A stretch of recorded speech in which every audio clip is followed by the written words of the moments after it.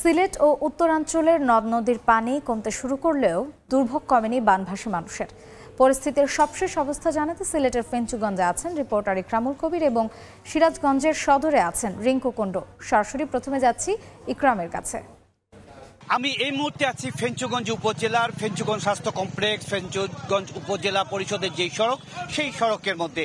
এই পুরো সড়কটি প্রায় এক মাসেরও বেশি সময় ধরে পানিতে নিমজ্জিত আছে। শুধুমাত্র এই সড়ক নয়, এই ফেঞ্চুগঞ্জ বাজার, ফেঞ্চুগঞ্জের বিভিন্ন পাঁচটি ইউনিয়নের প্রায় ৮০টির উপর গ্রাম পানিতে নিমজ্জিত আছে। এবং শুধুমাত্র এই জায়গা নয়, সিলেটের ১৩৬টি গ্রাম, বিভিন্ন ওয়ার্ড মিলে ১৩৬টি এলাকা পানিতে নিমজ্জিত আছে। প্রায় ১.৫ শতাধিক গ্রাম পানিতে, ১.৫ হাজারেরও বেশি গ্রাম পানিতে নিমজ্জিত আছে। সবকিছু মিলে বলা যায় এক বিপর্যস্ত পরিস্থিতির মধ্যে আছে ফেঞ্চুগঞ্জবাসী, সিলেটের বাসী। প্রায় ১ মাস ৮ দিন ধরে এই এলাকার মানুষ পানিবন্দী অবস্থায় আছে। শুধুমাত্র এই সুরমা এবং কুশিয়ারা নদীর পানি প্রায় ১ মাস ধরে বিপদসীমার উপর দিয়ে প্রবাহিত হচ্ছে। এই মুহূর্তে ৪টি পয়েন্টে বিপদসীমার উপর দিয়ে প্রবাহিত হচ্ছে সুরমা এবং কুশিয়ারা, এবং ফেঞ্চুগঞ্জে বিপদসীমা ৯৬ সেন্টিমিটার উপর দিয়ে প্রবাহিত হচ্ছে। যার কারণে এই এলাকার মানুষের ভোগান্তি কমছে না। প্রশাসনিক কার্যক্রম, হাসপাতালে যাওয়া আসা সহ বিভিন্ন কাজে নানা ধরনের বিঘ্ন ঘটছে। এইখানে পাশে রয়েছে ফেঞ্চুগঞ্জ বাজার। পুরো বাজারটা ১ মাসের উপর পানিবন্দী অবস্থায় রয়েছে। প্রায় ১.৫ শতাধিক দোকানের ব্যবসায়ীরা তাদের ব্যবসাতে খুব মানবেতর জীবনযাপন করছে। শুধু তাই নয়, বিভিন্ন বস্তি, বিভিন্ন এলাকার যে গ্রামের বাড়িঘর, কাঁচা বাড়িঘর, সেগুলো নষ্ট হয়ে গেছে। পুরো সিলেট বিভাগের এই ১ মাস ধরে যে বন্যার পানি নামছে না কোনোভাবে, তার জন্য একমাত্র দায়ী হচ্ছে কি নদ নদী খনন। বারবার বলা হচ্ছে যে নদ নদীগুলো খনন কিংবা দখল মুক্ত করার জন্য পদক্ষেপ নেওয়া উচিত। মন্ত্রী, প্রতিমন্ত্রী সহ সবাই চেষ্টা করছেন যে সিলেটের নদ নদীগুলো যাতে করে খনন করা যায়, এবং তারা কথা দিয়েছেন এই বর্ষা মৌসুম চলে গেলে, আজকে হচ্ছে কি আষাঢ়ের ২৪ তারিখ, কিন্তু বর্ষা মৌসুম জিতে জিতে আরও ১ মাস রয়েছে বর্ষার।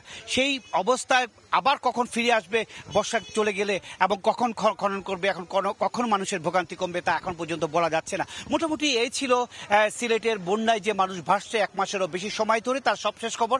এবার আমি চলে যাচ্ছি সিরাজগঞ্জে খবর জানার জন্য। সেখানে সর্বশেষ পরিস্থিতি জানাচ্ছেন আমাদের রিঙ্কু কুণ্ডু। পানি কিছুটা কমলেও এখনো বিপদসীমা ৬০ সেন্টিমিটার উপর দিয়ে থাকার কারণে কিন্তু বন্যা পরিস্থিতি কোনো উন্নতি হয় না। আমরা সকাল থেকে আছি সিরাজগঞ্জের সদর উপজেলার দুর্গম কাওয়াখোলা চরে। আমরা যেটি দেখছি যে এইখানে পুরো চরটি আসলে পানিতে নিমজ্জিত, এবং এইখানকার যারা বসতি রয়েছে তাদের ঘরগুলোতে পানি উঠে যায়, তাদের রান্নাঘর সবকিছু আসলে পানিতে তলিয়ে থাকে। তারা কিন্তু উঁচু স্থান এবং বিভিন্ন আশ্রয় কেন্দ্রে কিন্তু আশ্রয় নিয়েছে বাড়ি ঘর ছেড়ে। সেই সাথে এসব এলাকায় বিশুদ্ধ খাবার পানি, শুকনো খাবার এবং নিষ্কাশনের যে ব্যবস্থা, সেটির কিন্তু আসলে তীব্র আকার ধারণ করে। বিশেষ করে খাবার পানির কিন্তু সংকট তীব্র হয়েছে বলে জানিয়েছেন গ্রামবাসীরা। সেই সাথে এই সিরাজগঞ্জের এই সদর উপজেলার চর ছাড়াও নদী তীরবর্তী ৫টি যে উপজেলা রয়েছে, সেই উপজেলার ৩৪টি ইউনিয়নের প্রায় ৭০,০০০ মানুষ কিন্তু এখনো পানিবন্দী রয়েছে। সেই সাথে প্রায় ৪,৫০০ হেক্টর জমির ফসল কিন্তু আসলে পানিতে তলিয়ে গেছে। সব মিলে বানবাসীদের চরম দুর্ভোগে দিন কাটছে। সেই সাথে এসব এলাকার যারা গবাদি পশু লালন পালন করে, সেই সকল গবাদি পশুর তারা উঁচু স্থানে রাখলে কিছু কিছু গবাদি পশু কিন্তু তারা পানিতে রেখেছে, যে কারণে এইসব এলাকায় গোখাদ্যের তীব্র সংকট রয়েছে। সেই সাথে গবাদি পশুর বিভিন্ন রোগবালাই দেখা দিচ্ছে। তো এক কথা বলা যায় যে সিরাজগঞ্জের বন্যার পানি কিছুটা কমলেও কিন্তু সার্বিক যে বন্যা পরিস্থিতি, সেটি কিন্তু এখনো আমরা সুখবর দিতে পারছি না, কারণ এখনো পানি বিপদসীমার প্রায় ৬০ সেন্টিমিটার উপর দিয়ে প্রবাহিত হচ্ছে, যে কারণে সিরাজগঞ্জের নদী তীরবর্তী যে ৫টি উপজেলা রয়েছে, সে সকল বানবাসীদের মানুষের দুর্ভোগে কিন্তু আসলে রয়েছে। এদিকে জেলা প্রশাসনের পক্ষ থেকে বলা হয়েছে যে ১০০ মেট্রিক টন জিআর চাল ৫টি উপজেলায় বরাদ্দ করা হয়েছে, কিন্তু বানবাসীরা যদি বারবার অভিযোগ করছে সেই যে ত্রাণ তৎপরতা, সেটি কিন্তু আসলে অপ্রতুল। তারা কিছু কিছু এলাকায় এখন আসলে ত্রাণ সহায়তা পৌঁছায়নি। তবে প্রশাসনের পক্ষ থেকে বলা হচ্ছে যে বানবাসীদের প্রত্যেকের আসলে তালিকা তৈরি করা হচ্ছে, সেই তালিকাটি তৈরি করা হলেই সব এলাকায় আসলে ত্রাণ তৎপরতা শুরু হবে। তো এক কথা বলা যায় সিরাজগঞ্জে যমুনা নদীর পানি কমছে, তবে পানি কমতে থাকলেও সেই পরিমাণটা কম, যে কারণে বানবাসী মানুষেরা কিন্তু এখন ওই চরম দুর্ভোগে রয়েছে। তো এই ছিল সিরাজগঞ্জ থেকে আমার কাছে বন্যা পরিস্থিতির সবশেষ খবর। বানভাসী মানুষের সবশেষ খবর জানতে সরাসরি ছিলাম সিরাজগঞ্জের সদরে এবং সিলেটের ফেঞ্চুগঞ্জে।